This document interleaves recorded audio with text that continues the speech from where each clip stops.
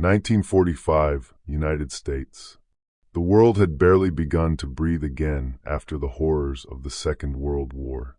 Soldiers returned to their homes, families reunited, and in the quiet town of Fayetteville, West Virginia, Christmas Eve promised warmth, light, and celebration.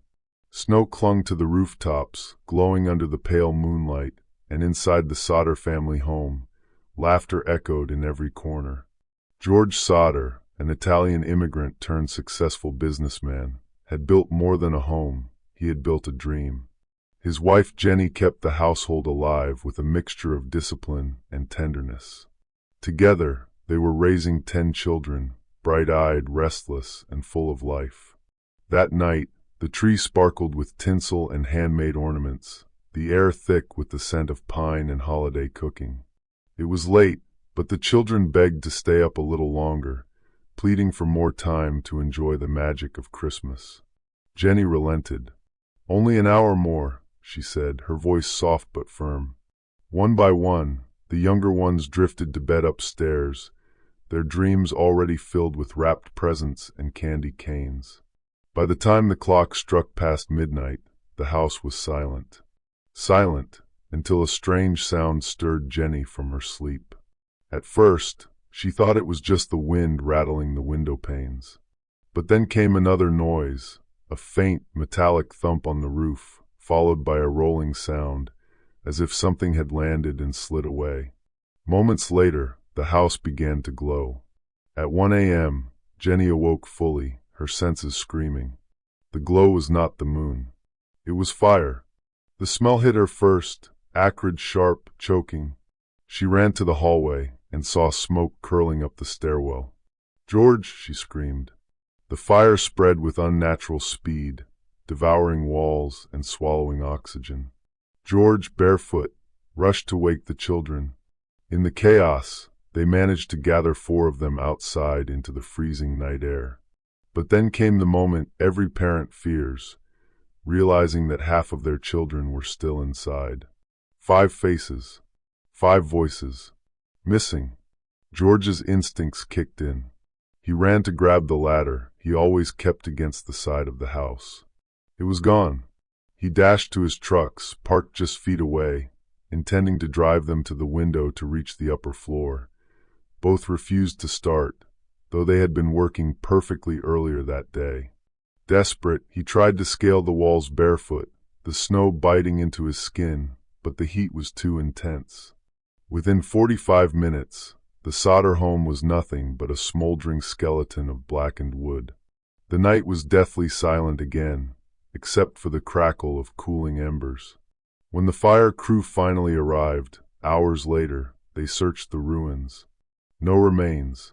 Not a single bone, tooth, or fragment that could prove the children had died in the fire. The official explanation? The blaze had burned hot enough to consume them completely. But George and Jenny refused to believe it. Fires could destroy flesh, yes, but not bone. They had burned animal remains before. They knew what should have been left behind. The more they thought about that night, the stranger it became. Why was the ladder missing? Why did both trucks fail at the same moment? Why had the phone line been cut, something the operator later confirmed, before the fire even began? And then there were the witnesses. A bus driver swore he had seen figures watching the Sodder house burn from a passing car. Another woman claimed she had served breakfast to 5 children, matching their description the very next morning, at a roadside tourist stop. In the days that followed, whispers began to spread through Fayetteville. Some said it was a mafia warning. George had refused to join certain Italian-American business circles, angering powerful men. Others believed it was a case of child trafficking, a quiet abduction masked by fire. Jenny could not sleep. She would sit at the kitchen table long after midnight, staring at the empty chairs where her children should have been, her fingers tracing their names in the air. George, meanwhile, began his own investigation.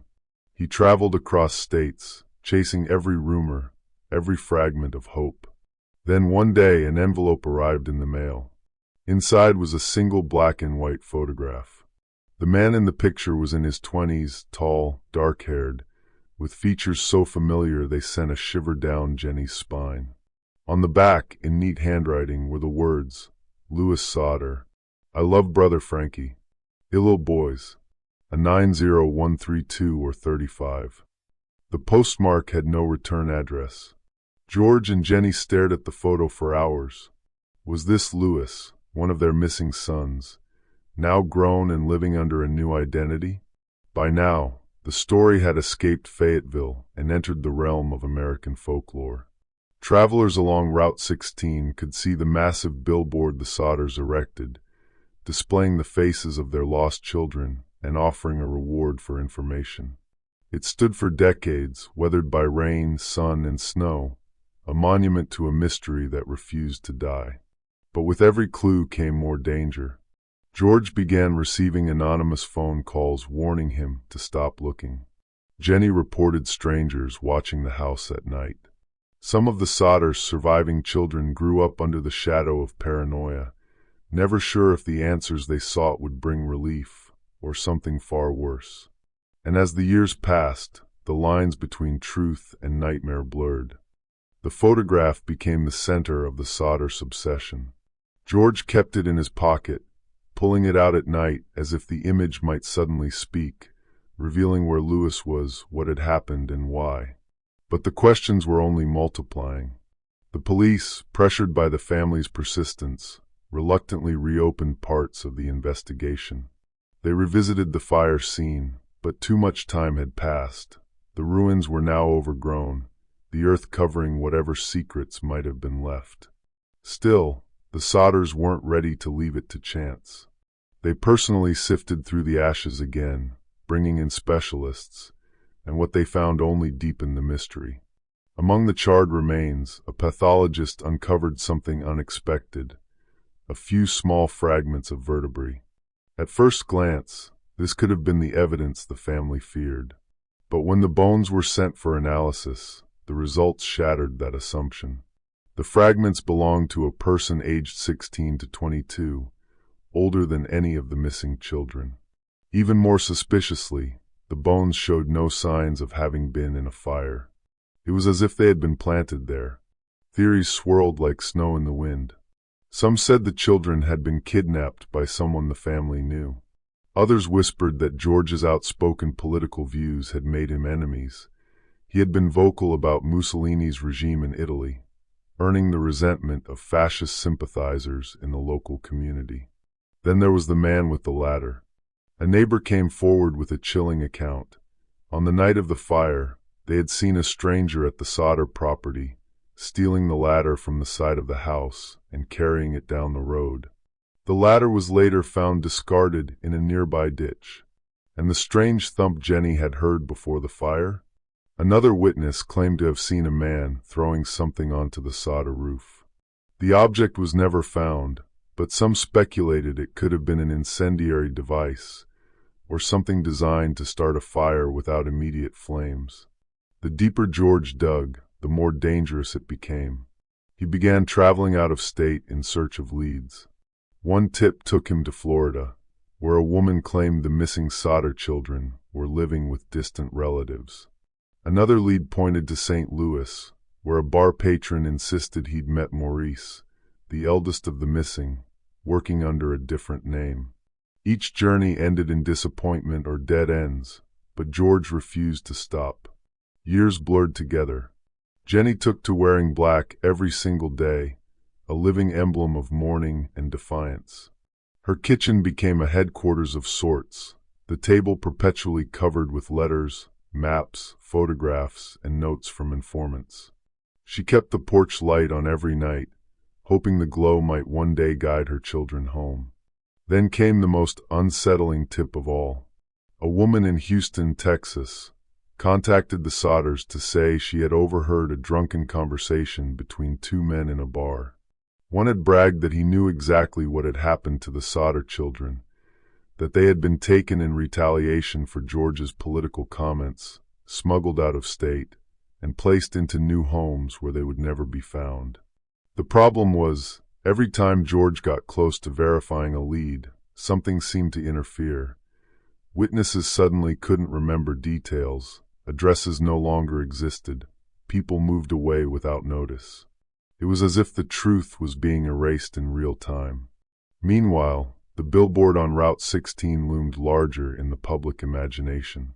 Travelers stopped to take photographs. Locals passed it daily like a silent ghost in their routines, and journalists occasionally revived the story in newspaper columns. But no matter how much attention it drew, no definitive answers emerged. Some family members began to wonder, quietly, fearfully, if the children, now grown, had been told something that kept them from coming back.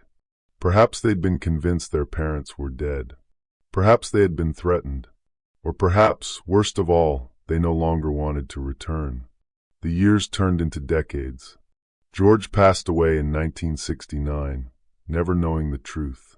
Jenny lived until 1989, still dressed in black, still keeping the porch light on, still watching the road. The photograph of Louis remained in her possession until her death, its meaning forever unresolved. Even after both parents were gone, the surviving Sodder children carried the weight of the mystery. They continued to investigate, to search archives, to talk to anyone who might have a fragment of the truth. But the trail, already faint, was fading into history. And yet, something about the case refused to stay buried.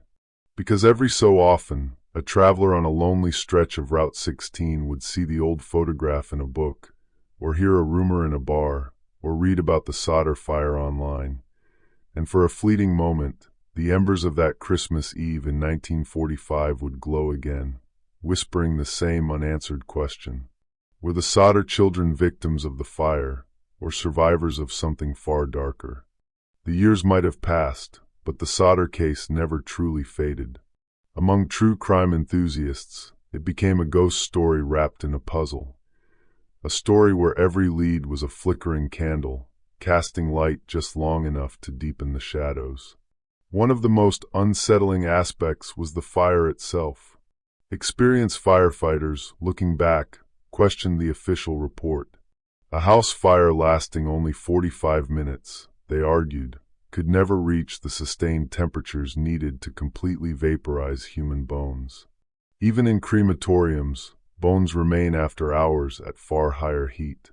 If the Sodder children had perished in the flames, there should have been evidence: teeth, skull fragments, at least traces of bone dust in the ash. But the fire left nothing. Nothing but questions. Then there was the matter of the phone line. Investigators confirmed it had been cut, not burned. That meant someone had approached the house before or during the fire, deliberately isolating the family from calling for help. And if the blaze was accidental, why sabotage the phone? The missing ladder deepened the mystery. George always kept it propped against the side of the house for emergencies. That night it vanished. Days later, it was found in a ditch some distance away. No one ever explained who moved it, or why. Witness testimony provided more fuel for the growing suspicion. A woman who lived near the fire site told police she had seen the missing children inside a passing car, their faces illuminated by the flicker of the burning house. Another woman in a hotel restaurant swore she had served them breakfast, accompanied by 2 men and 2 women she did not recognize. She remembered because one of the men became angry when one of the children accidentally knocked over a glass of water. These accounts painted a chilling possibility. The fire had been a cover, not a tragedy, an elaborate distraction to hide the abduction of 5 children. George's political stance was another piece of the puzzle. In the tight-knit Italian immigrant community of Fayetteville, allegiances could be fierce. George had made enemies by criticizing Mussolini, even within his own social circles. Months before the fire, a man had come to the Sodder home offering to sell fire insurance. When George declined, the man reportedly told him, "Your house will go up in smoke, and your children are going to be destroyed. You are going to be paid for the dirty remarks you have been making about Mussolini." At the time, George dismissed it as empty bluster. After the fire, it sounded like prophecy. And then there was the strange object. Jenny, years after the fire, found a small, hard, green item in the yard, something she'd never seen before. A soldier identified it as a pineapple bomb fuse, the kind used in incendiary devices. It was exactly the kind of thing that could explain the thump she'd heard on the roof before the fire began. Despite all of this, local law enforcement never pursued the leads with vigor. The investigation was cursory, the coroner quick to declare the children dead, and many in the town seemed eager to let the matter rest. To the Sodders, this was more than incompetence, it was complicity. The anonymous photograph in the mail remained the most haunting artifact of all. Experts examined it, but could never confirm or disprove its authenticity. The handwriting on the back, Louis Sodder. I love Brother Frankie. Illo boys. A 90132 or 35. Was a riddle in itself. What did Illo boys mean?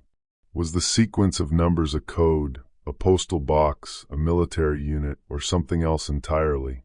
The Sodder children who survived the fire became investigators in their own right. Sylvia, the youngest, who had been only 2 years old in 1945, spent decades chasing the truth.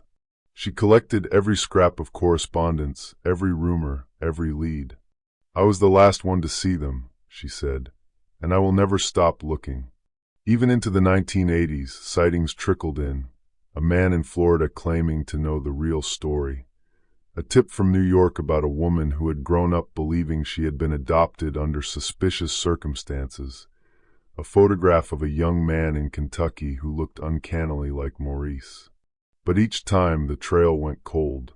In 1989, when Jenny died, the porch light that had burned for 44 years was finally turned off. It felt like an ending, yet the unanswered questions refused to be buried. To this day, historians, journalists, and amateur sleuths debate the case. Some insist the Sodder children died in the fire, and that the lack of remains was simply an anomaly, a tragic coincidence amplified by grief.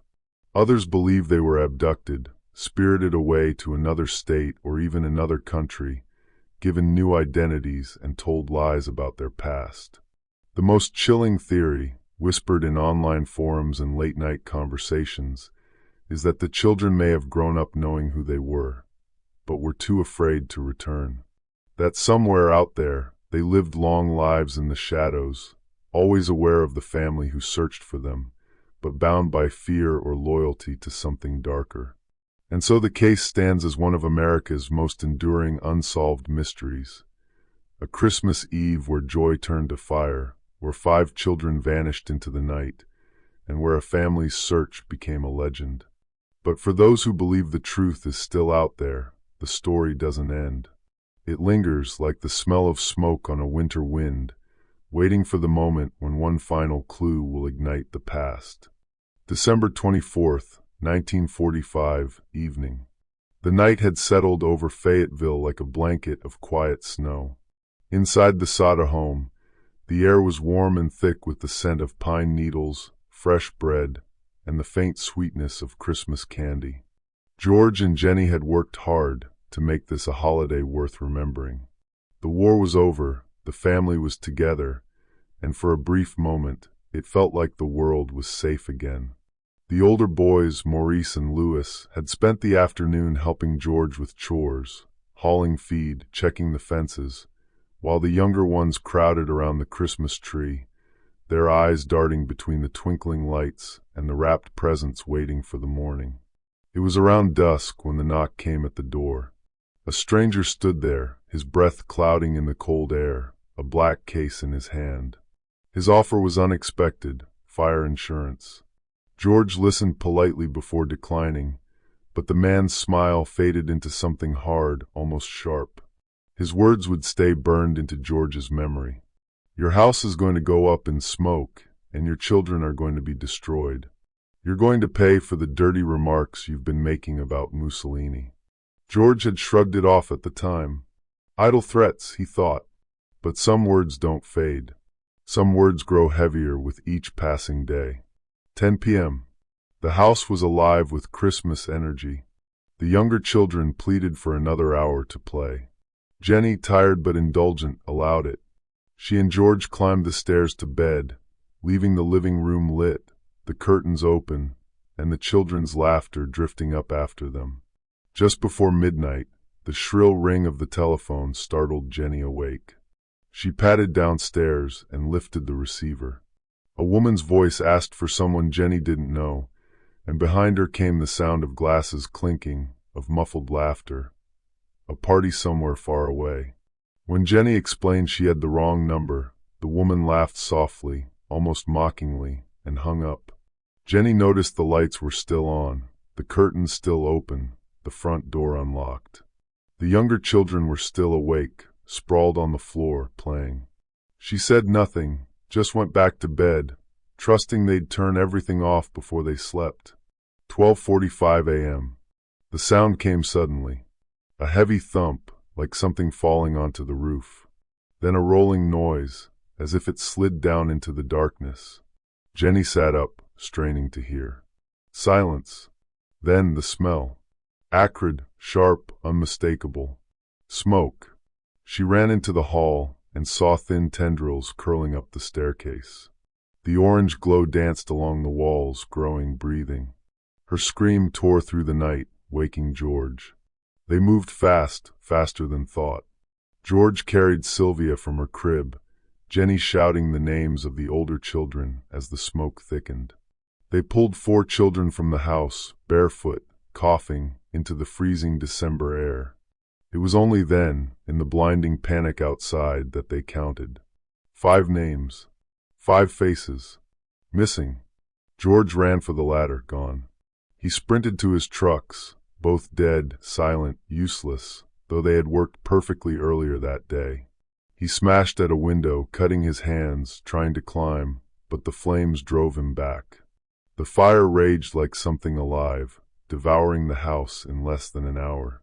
And when it was over, there was nothing left but blackened beams and the hiss of cooling embers. When the fire crew finally arrived, the search was swift, too swift. No bodies, no bones, not a single fragment to prove the children had been there when the flames took the house. The official explanation was that the fire had been hot enough to consume them entirely. But George and Jenny knew better. Even in the hottest fires, something remains. Bones do not simply vanish.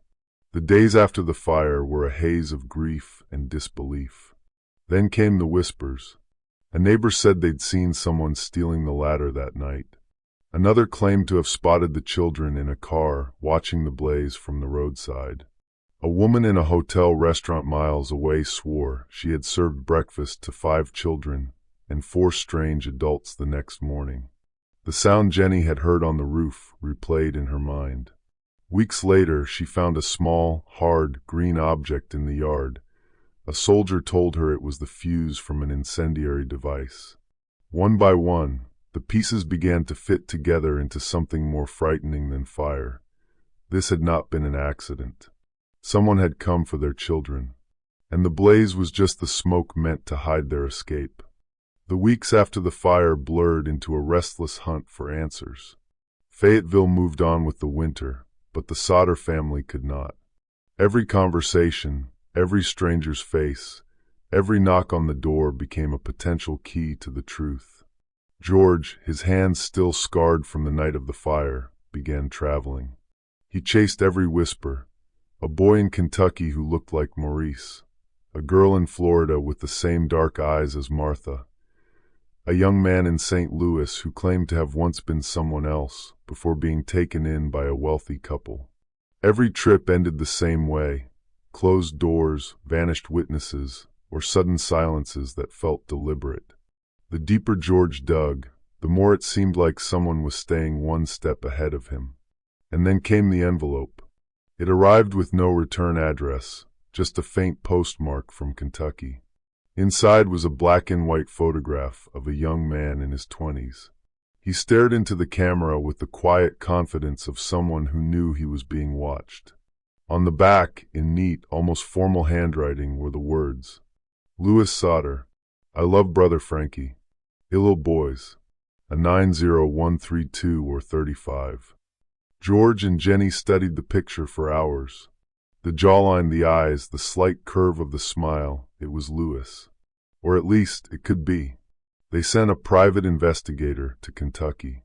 He left town a few days later. The Sodders never heard from him again. The photograph became a talisman in the Sodder home, passed from hand to hand, studied under lamplight as if the answers might be hiding in the shadows. But the code, if it was a code, remained unbroken. Years passed. The billboard went up along Route 16, towering over the road like a silent accusation. 5 children missing. What was their fate? Thousands of drivers saw their faces each year, yet no one brought the answers the Sodders sought. When George died in 1969, Jenny kept the search alive. She wore black every day until her death in 1989, the porch light burning each night for the children who never came home. But the mystery did not die with her. Even now, the case refuses to rest. New theories rise like smoke every few years, that the children were taken by organized crime, that they were sold into adoption overseas, that they lived under assumed identities until old age. And the strangest theory of all, whispered in the quiet corners of online forums and true crime circles, that the children grew up knowing exactly who they were, but chose never to return. Perhaps they were told their family was gone. Perhaps they were threatened. Or perhaps they saw something that night, something so terrible that they could never risk being found. Sylvia, the youngest, is still alive. She was just 2 years old when the fire consumed her home, yet she remembers. Not the heat, not the panic, but the feeling. She says it never left her, the knowledge that her siblings were not in that fire. Sometimes, late at night, she wonders if they've walked past her on the street. If they've seen the billboard, the photographs, the interviews, and kept walking. The Sodder house is gone, replaced by an open patch of land where grass sways in the mountain wind. But in the minds of those who know the story, the flames still burn, the phone line is still cut, the truck still refused to start, and 5 children vanish into the dark. And somewhere in a dusty drawer lies a photograph of a young man in Kentucky, eyes sharp, smile faint, a ghost who might still be alive. The case remains open, not on paper, but in the minds of anyone who hears it. And in the quiet moments, when the winter wind rattles the windows, you can almost hear it. The thump on the roof, the rolling sound, the silence that follows. A silence that has lasted for 80 years. The fire might have destroyed the Sodder home, but it built something else, a shadow that has stretched across decades. For most people in Fayetteville, the story became a piece of local folklore. Something to mention in passing, with a shake of the head, like a ghost sighting or an old unsolved murder. But for the Sodder family, it was never folklore. It was a wound that refused to close. Sylvia grew up under the weight of that night. She remembers being 2 years old and watching her mother stare out the window at the dark road, the porch light glowing like a beacon. Sometimes Jenny would whisper the names of the missing before bed, as if calling them in from the cold. The habit never faded. The family's home became a strange half-household, part living space, part investigation hub. The dining table was covered not with seasonal decorations, but with maps, newspaper clippings, and letters from strangers, some heartfelt, some cruel, and some written in strange, blocky handwriting that made the hair on the back of your neck stand up. They followed everything. Rumors of Italian families in New York who had adopted children during the war years, whispers of a Catholic orphanage in Pennsylvania that received special cases, the occasional late-night call from someone claiming to be one of the missing. One such call came in the 1970s. A male voice, low and unsteady, said only this: "I know where they are, but if you keep looking, you'll lose the ones you have left." And then the line went dead. The police traced it to a payphone in a nearby county. By the time they arrived, the booth was empty, the snow outside trampled by too many footprints to tell which belonged to the caller. The billboard became a silent witness to the decades. At first, it was fresh and bright, the faces of the 5 missing children staring out at the highway traffic. Over the years, the paint faded, the wood cracked, but George kept it repaired, replacing boards, repainting letters. After his death, Jenny kept it standing. When she was gone, the surviving children took turns maintaining it. For some, the billboard was a warning, for others, a challenge. Truck drivers would pull over to stare at it at night, the beam of their headlights making the faces look alive for a moment. Locals said you could almost feel eyes on you when you stopped to read it alone. And then there were the strangers who came to the door, not police, not reporters, but men and women who claimed to have information. Some were clearly drifters looking for money, but others seemed to know details no one outside the family had ever been told. One man, in the late 1980s, came with an envelope. Inside was a drawing, rough, pencil-sketched, of 5 adults standing in a line. Each face was labeled with one of the missing Sodder children's names. On the back, in the same blocky handwriting as the photograph from Kentucky, were the words, "You almost found us once." The man left before they could question him. Even as time passed, the pieces never fit neatly. The threats about Mussolini, the missing ladder, the cut phone line, the trucks that failed at the exact worst moment, the incendiary fuse, they pointed to something deliberate, something organized. But why take 5 children and leave 4? Why not simply finish the job? That was the question that ate at Sylvia in particular. She began to think the fire wasn't just a cover, but a message. A message for George and Jenny, and maybe even for the rest of the town. If that's true, then the children weren't taken by accident. They were chosen. And if they were chosen, someone somewhere still knows why. Today, the Sodder property is an empty lot, grass swaying in the wind. No sign remains of the home except for a few buried stones from the foundation, almost swallowed by the earth. But when winter comes and the nights are long, the land feels different. The air gets heavier. Sometimes, drivers passing by late at night swear they've seen children in old-fashioned clothes near the tree line, watching the road. They vanish when the headlights hit them. And every few years, an envelope arrives at the Fayette County Sheriff's Office. No return address, no fingerprints, just a note or a photograph, and always that strange, blocky handwriting. The most recent one came in 2013.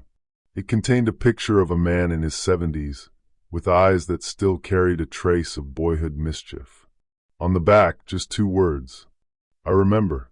No one knows who sent it. No one knows if it's real. The official records list the Sodder fire as a tragic accident. But for those who've looked closely, it's something else. A crime without a body, a kidnapping without a ransom, a mystery that laughs at the idea of closure. The truth may be in an unmarked grave, or in a nursing home under a false name, or in the fading memory of someone too scared to speak. It might even be in a photograph tucked into a drawer in a stranger's house right now, waiting for the day it's discovered. And maybe, just maybe, it's still unfolding. Because if the Sodder children are out there, living under names that aren't theirs, they are old now. Time is running out. And when they go, the truth will go with them. Until then, the story remains like the night of the fire. The thump on the roof, the rolling sound, the phone line cut, the trucks dead in the driveway, and 5 children stepping into the darkness, never to return. Somewhere in the wind that sweeps down from the West Virginia hills, their names are still being called. And maybe, if you're standing in the right place at the right moment, you'll hear them answer.